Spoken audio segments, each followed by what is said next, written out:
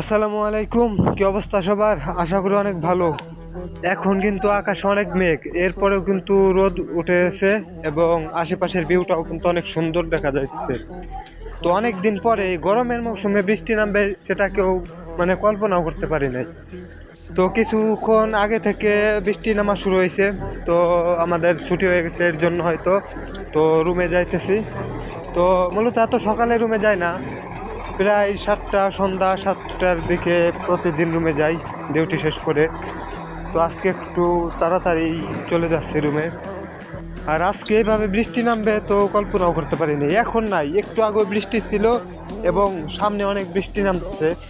তো সামনে যাওয়ার পর দেখাবো যে সামনে কেমন বৃষ্টি। দুবাইতে মূলত আপনার শীতের সময় বেশি বৃষ্টি নামে, গরমের সময় বৃষ্টির কোনো আবহাওয়াও থাকে না, যে বৃষ্টি নামবে এমন কোনো ভাবও থাকে না। তো হঠাৎ করে এভাবে বৃষ্টি চলে আসবে, আর আসতেও পারে, কারণ দুবাইতে আপনার কৃত্রিম বৃষ্টি নামায় তারা। কিভাবে কেমিক্যাল দিয়ে কিভাবে নামায় সেটা জানি না, কি সিস্টেম। এর আগে এইভাবে বৃষ্টি নামিয়েছিল, এরপরে কি এক ঘটনা, দুবাই পুরা বন্যা হয়ে গেছিল।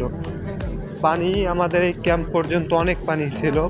হয়তো যারা ভিডিও দেখেন তারা হয়তো আমার আগের ভিডিওগুলো দেখছেন যে কত পানি হয়েছিল আগে দুবাইতে।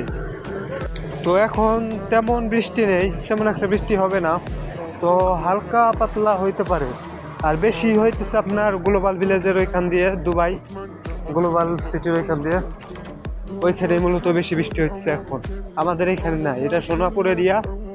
আর সব সময় জাবেল আলী এরিয়া এবং ব্রুজ খলিফার আশেপাশে বা গ্লোবাল ভিলেজ, এই এরিয়াগুলোর মধ্য থেকে আপনার বেশি বৃষ্টি নামে। যারা দুবাইতে আছেন তারা জানেন, সোনাপুর এরিয়া মোটামুটি একটু উঁচু জায়গা, এর জন্য ওইখানে একটু বৃষ্টি কম নামে। বেশিরভাগ বৃষ্টি হয় আপনার শারজা, দুবাই যে মেন সিটি ওইখানে, এবং রাসেল খামা হইতে পারে।